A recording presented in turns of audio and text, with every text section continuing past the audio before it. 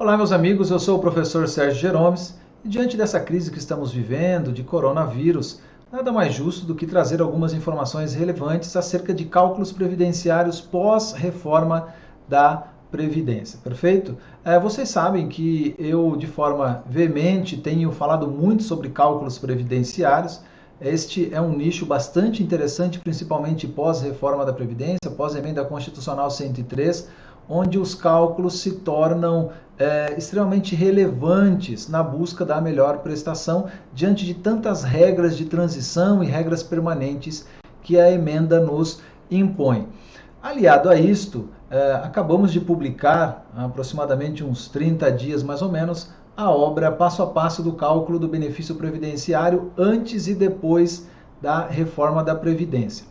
A ideia exposta neste livro é trazer para vocês todas as nuances, o passo a passo dos cálculos previdenciários, não somente após a reforma da Previdência, mas também trazendo o cálculo dos benefícios antes da reforma. Então nós temos uma obra em duas partes, uma primeira parte com as informações dos cálculos antes da reforma da Previdência e numa segunda parte os cálculos previdenciários pós-emenda constitucional 103, tá? Bastante informação, com planilhas de cálculo, de forma bem tranquila, uma leitura leve, não um livro de leitura truncada. Então fica aí a indicação para vocês pelo site da livraria Lujur, www.lujur.com.br, vocês conseguem adquirir o livro tranquilamente. Eu queria conversar um pouquinho com vocês na data de hoje sobre cálculo de renda mensal inicial, principalmente depois da reforma da Previdência. Quando o assunto é cálculo de RMI, ou cálculo de renda mensal inicial, o valor primeiro do benefício, é preciso destacar que RMI é o valor do pagamento da primeira prestação. Este ponto do cálculo só acontece uma única vez, lá na origem do benefício previdenciário. Depois da RMI, nós teremos a renda mensal atualizada do benefício previdenciário, que a famosa renda mensal atual. Então a RMI acontece uma única vez. E para obter a renda mensal inicial, necessário será a aplicação de uma alíquota percentual ao que nós chamamos de salário de benefício. O salário de benefício é a base de cálculo da renda mensal inicial, obtido pela média contributiva, e a renda mensal inicial é o segundo passo do cálculo, onde nós aplicamos a alíquota percentual ao salário de benefício. Antes da reforma da Previdência, alíquotas dos benefícios correspondiam a auxílio-acidente, 50%, auxílio-doença, 91%, aposentadoria por invalidez, tempo de contribuição, especial, pensão por morte e auxílio-reclusão, alíquotas de 100%. A aposentadoria por idade tinha alíquota de 70%, podendo chegar a 100%, porque nós tínhamos lá no artigo 50 da Lei 8.213, a alíquota de 50% mais 1% para cada grupo de 12 contribuições, podendo atingir a alíquota máxima de 100%. Esta é a previsão de alíquotas de benefício que nós aplicaríamos sobre o salário de benefício. E por disposição do artigo 29, lá da Lei 8.213, antes da reforma da Previdência, o salário de benefício, base de cálculo da renda mensal inicial, era apurado pela média dos 80% maiores salários de contribuição.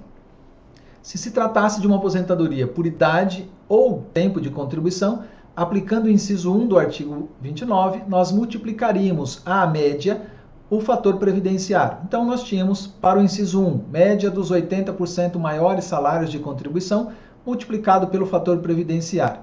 E no inciso 2, apenas média dos 80% maiores salários de contribuição. Perfeito? Esta era a realidade antes da reforma da Previdência. Benefícios regra geral com alíquota de 100% e salário de benefício apurado pela média dos 80% maiores salários de contribuição. Pós-reforma da Previdência, nós temos algumas alterações, principalmente na fórmula de cálculo do salário de benefício. Por determinação do artigo 26, nós aplicamos agora no cálculo do salário de benefício não mais a média dos 80% maiores salários de contribuição, e sim, como dispõe o artigo 26, até que lei discipline o cálculo dos benefícios do regime geral, será utilizada a média aritmética simples dos salários de contribuição. Então observem que nós continuamos pós-reforma da Previdência aplicando a média dos salários de contribuição, a média contributiva para encontrar o salário de benefício. A questão saber é qual média nós vamos aplicar, sobre qual quantidade de salários de contribuição. E o artigo 26 nos responde isso na parte final. Será utilizada a média aritmética simples dos salários de contribuição, que serão atualizados monetariamente.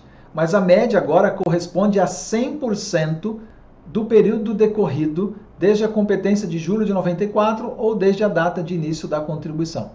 O que isso quer dizer? Se o segurado filiou-se à Previdência antes de julho de 94, nós não vamos considerar no cálculo do salário de benefício, assim como era, por ordem do artigo 3º da Lei 9876, nós não aplicamos as contribuições anteriores a julho de 94. Ficaremos então com a média de 100% dos salários de contribuição desde julho de 94. Se o segurado ingressou para o sistema depois de julho de 94, então nós aplicamos a média aritmética simples de 100% dos salários de contribuição.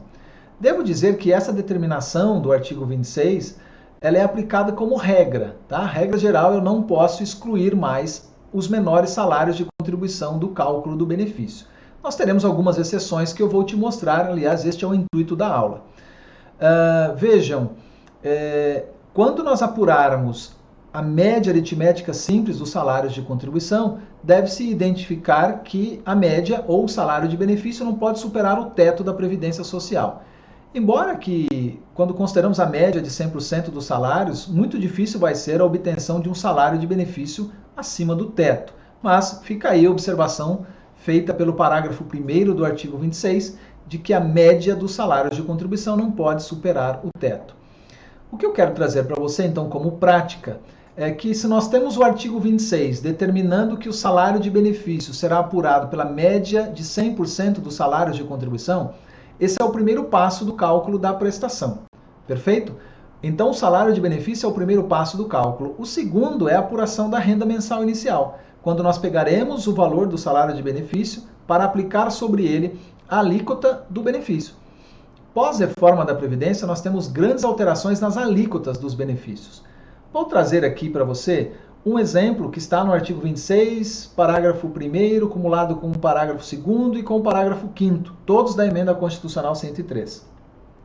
Diz lá a acumulação desses parágrafos que o valor do benefício de aposentadoria corresponderá a 60% da média contributiva, ou seja, 60% do salário de benefício, mais 2% para cada ano de contribuição que exceder 20 anos de contribuição para o homem, ou mais 2% para cada ano que exceder os 15 de contribuição para as mulheres, bem como para a aposentadoria especial aos 15 anos. Vejam que relevante. A regra geral agora, após a reforma da Previdência, é que a alíquota do benefício é de 60%. E eu só posso acrescer algo além dos 60%, mais 2%, portanto, para cada ano, além dos 20 de contribuição para o homem, além dos 15 de contribuição para a mulher, e mais 2% para cada ano, além dos 15 para aquela aposentadoria especial aos 15 anos. Importa que temos algumas exceções, tá? A primeira exceção está aí no slide para você. Quando se tratar de aposentadoria por incapacidade permanente e a incapacidade decorre de acidente do trabalho, doença profissional ou doença ocupacional, a alíquota do benefício será de 100% diretamente. Então aqui não haverá, nesta situação, artigo 26, parágrafos 2º, 3º, inciso 2 e parágrafo 5º, não haverá aplicação de 60% mais 2%. Temos mais duas exceções quando a alíquota do benefício será de 100% e não de 60% mais 2%. Nas duas regras de transição, em duas das 4 regras de transição da aposentadoria por tempo de contribuição, que são as regras número 3, regra do pedágio de 50%, e a regra de transição número 4, do pedágio de 100% mais idade mínima. Nessas duas regras, a alíquota do benefício é de 100%, sendo que na regra de transição número 3, a do pedágio de 50%, haverá também a incidência do fator previdenciário. Ok? Feito isto, a gente pode trazer aqui para a nossa discussão a prática de um cálculo do benefício previdenciário, mas eu trago para vocês antes aqui todas as alíquotas dos benefícios pós-reforma da Previdência. Então aqui está dito, né, o que eu acabei de comentar com vocês, Dois benefícios não sofrem alteração de alíquota, que é o auxílio acidente e o auxílio doença. As aposentadorias por incapacidade permanente, aposentadoria especial, aposentadoria por idade, todas com alíquota de 60% mais 2%, exceto aqui na observação que eu fiz da aposentadoria por incapacidade permanente. Regra de transição número 1 e 2 da aposentadoria por tempo de contribuição, a mesma coisa, alíquota de 60% mais 2%. Aposentadoria por tempo de contribuição, regras 3 e 4. Ambas, aqui eu tenho não a regra e sim a exceção, alíquota de 100%. Benefício de pensão por morte, alíquota de 50% da aposentadoria que o segurado recebia ou daquela que teria direito se estivesse aposentado por incapacidade permanente na data do óbito, mais 10% para cada dependente. Lembrando que, se na pensão por morte existir um dependente com deficiência ou invalidez, a alíquota será diretamente de 100%. Trago aqui para você uma tabelinha para a identificação fácil das alíquotas do benefício de acordo com o tempo de contribuição. Na coluna aqui da esquerda, um homem com 20 anos de contribuição, alíquota de 60%. Quanto mais aumenta o tempo de contribuição, mais aumenta a alíquota. 40 anos de tempo de contribuição, alíquota de 100%. 45 anos de contribuição, alíquota de 110%. Por que eu posso chegar à alíquota de 110%? Porque o artigo 26, parágrafo 1º, determinou que a alíquota é de 60% mais 2% para cada ano de contribuição além do mínimo, sem fazer menção de que a alíquota ficará limitada a 100%, salvo naqueles casos em que a emenda constitucional expressamente prevê que a alíquota estará limitada a 100%, como nas regras de transição número 3 e número 4. Perfeito? Além disso, quando se tratar de mulher, agora na coluna da direita, tempo de contribuição, 15 anos para a mulher dá direito a uma alíquota de 60%. Tá? Então aqui, alíquota de 60% aos 15 anos de contribuição. Para cada ano além dos 15, acresce 2%, de modo que com 30 anos de contribuição, a mulher está com uma alíquota de 90%, aos 40 anos de contribuição, uma alíquota de 110%. Então dá para identificar aí facilmente a alíquota do benefício. Desse modo, de acordo com o artigo 26, eu já consigo calcular, por exemplo, uma aposentadoria por idade na regra de transição. A dona Maria nasceu no mês 11 de 59, está se aposentando no dia 27 de 11 de 2019.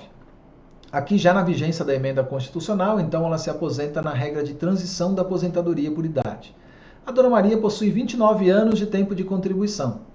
Com 29 anos de contribuição, no slide anterior, nós vimos que a mulher tem direito a uma alíquota de 29 anos de contribuição aqui, alíquota de 88%. Por que isto? Aos 15 anos ela tem direito a 60% de alíquota. Para cada ano além dos 15 acresce 2%. Então, se ela tem 29 anos, são 14 anos além dos 15. 14 vezes 2, 28, mais 60, 88. Perfeito?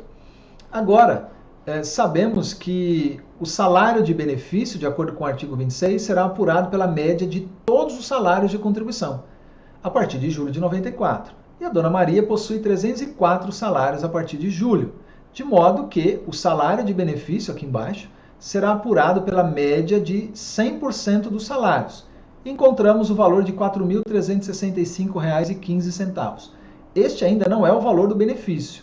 Próximo passo, renda mensal inicial. Aqui, salário de benefício vezes alíquota, ou seja, R$ 4.365,15 vezes 88%, teremos uma renda mensal inicial de R$ 3.841,33. Tudo bem? Então, acabamos de calcular aqui a renda mensal inicial de uma aposentadoria por idade na regra de transição, utilizando o artigo 26 caput da emenda constitucional, que determina média de 100% dos salários de contribuição. A questão agora é saber se desses salários de contribuição, desses 100% dos salários a partir de julho de 94, eu posso excluir alguns salários, assim como fazíamos na regra anterior, lá do artigo 29 da Lei 8.213. O parágrafo 6º do artigo 26 nos traz a possibilidade de exclusão de contribuições que reduzam o valor do benefício, mas eu tenho que obedecer algumas condições. Vejam só, poderão ser excluídas da média as contribuições que resultem em redução do valor do benefício. Quais são as contribuições que resultam em redução do valor do benefício? São as menores, perfeito? Então, o parágrafo 6º está permitindo a exclusão desses salários de contribuição, ou parte dos salários de contribuição menores. Agora, eu posso excluir, já nos respondeu. Agora, desde que mantido o tempo mínimo de contribuição exigido. Observe, na aposentadoria por idade que estamos calculando, o tempo mínimo exigido é de 15 anos. Afinal, na regra de transição da aposentadoria por idade, a mulher se aposenta em 2019, aos 60 anos de idade, mais 15 anos de contribuição. A dona Maria, do nosso exemplo, tem 29 anos de contribuição. Se o tempo mínimo exigido para ela é 15, ela pode excluir tudo que estiver além dos 15, até os 29. São 14 anos de contribuição além dos 15. Então vamos lá. Eu posso excluir contribuições da média? Posso, desde que mantido o tempo mínimo de contribuição. Mas, aqui está o problema, vedada a utilização da exclusão, vedada a utilização do tempo excluído para qualquer finalidade, inclusive para o acréscimo a que se refere o parágrafo 2º e o parágrafo 5º do artigo 26. Ou seja, eu posso excluir tempo de contribuição. Mas, exemplo, se eu excluir 1 ano de contribuição, eu não posso contar esse tempo de contribuição, esse 1 ano, para acréscimo de 2% na alíquota. Então, haverá uma redução na alíquota do benefício previdenciário. Vejam que, por consequência, eu só posso excluir tempo de contribuição se o segurado tiver tempo além do mínimo contributivo. Isto é bastante relevante. Vamos imaginar que a dona Maria tivesse somente 15 anos de contribuição. Ela só tem o tempo mínimo. Poderia excluir algum período contributivo? Não, porque ela não tem nenhum ano de contribuição, nenhum mês de contribuição, além do tempo mínimo exigido. A atenção que se deve ter aqui é que o INSS publicou no final do ano passado o ofício circular número 64. Ele está aí à disposição no Google, é só digitar ofício circular 64 INSS que vai aparecer, e dispôs lá no item 3.4.3.1 que na apuração do salário de benefício das aposentadorias programáveis poderão ser excluídas quaisquer contribuições que resultem em redução do valor do benefício, desde que mantido o tempo mínimo de contribuição exigido. A informação importante aqui é que o INSS está dizendo que eu só posso excluir salários de contribuição quando se tratar de aposentadorias programáveis. E aqui ficaria de fora a aposentadoria por tempo de contribuição. Aliás, digo melhor, ficaria de fora a aposentadoria por incapacidade permanente, por ser um benefício de risco e não um benefício programável. Não entendo e não concordo com essa disposição, porque penso que se o segurado que vai se aposentar por incapacidade permanente tiver tempo de contribuição além dos 15 para a mulher e além dos 20 para o homem, tudo que estiver além deste limite é possível a exclusão, mas é uma discussão que nós vamos travar no Poder Judiciário. Então vamos lá. Calculamos o benefício da dona Maria, em primeiro lugar, em primeiro momento, sem excluir nenhum salário de contribuição. Perfeito? Calculamos pela média de 100% dos salários. Já identificamos que no caso dela é possível excluir contribuições menores, que reduziram o valor do benefício, porque ela tem tempo de contribuição além do mínimo. O mínimo é de 15 para ela e ela tem 29 anos de contribuição. Então vamos para o primeiro exemplo. No primeiro exemplo, eu vou determinar aqui a exclusão de 24 salários de contribuição. Vejam, a dona Maria tinha, a partir de julho de 94, 304 salários e 29 anos de contribuição. Vamos tirar 2 anos de contribuição desses 29, vai cair para 27. Em consequência, também haverá redução da alíquota do benefício. 27 anos dá direito a uma alíquota de 84%. Observe que toda vez que você excluir tempo de contribuição, reduz a alíquota do benefício também. Ok? 2 anos de contribuição me dá direito a excluir 24 menores salários de contribuição. Então agora dos 304 nós vamos usar 280.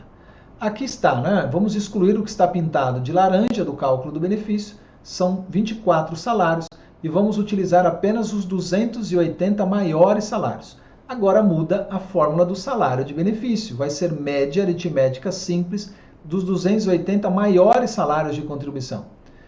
aqui aparece um salário de benefício de 4.624, diferente do anterior, que foi de 4.365. Este não é o valor do benefício previdenciário, porque ele está no próximo passo, que é a renda mensal inicial. Vai ser salário de benefício, 4.624, vezes a alíquota, que agora é de 84%, R$ 3.884,86. Observe que, quando nós calculamos pela média de 100% dos salários, a RMI foi de 3.841.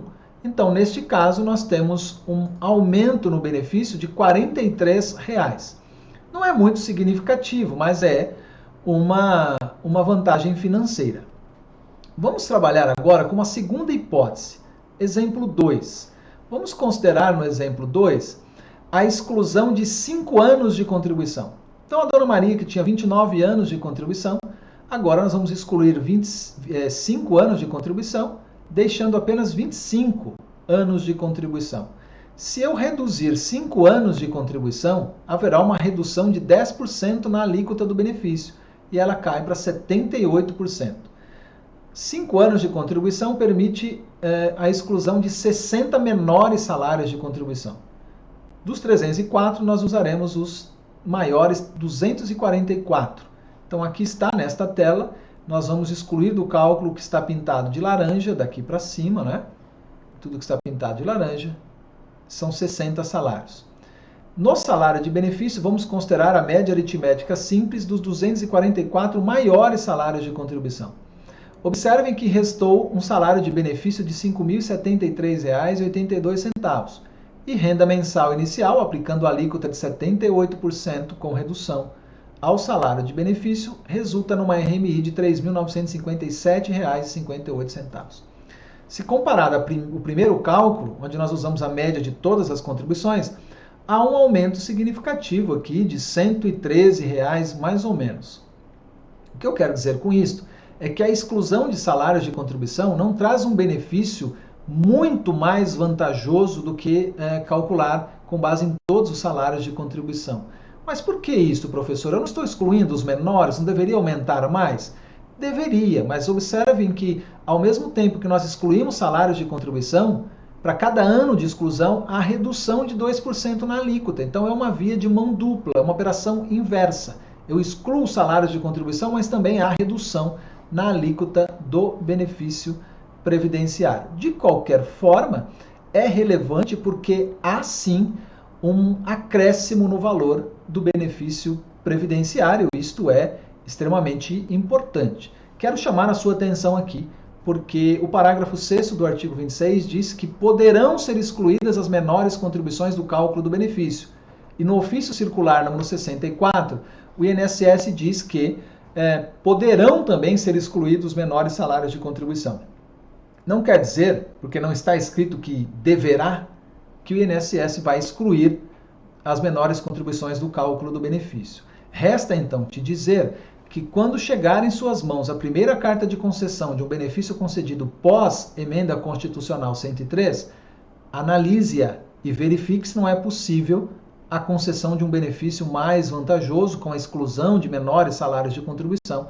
E aí você vai ter que trabalhar numa possível tese revisional, seja num processo administrativo, que seria o mais recomendável inicialmente, ou através de um processo judicial. Amigos, sigam o professor Sérgio Jeromes nas redes sociais, principalmente no Instagram. Estou à disposição para eventuais esclarecimentos e até uma próxima.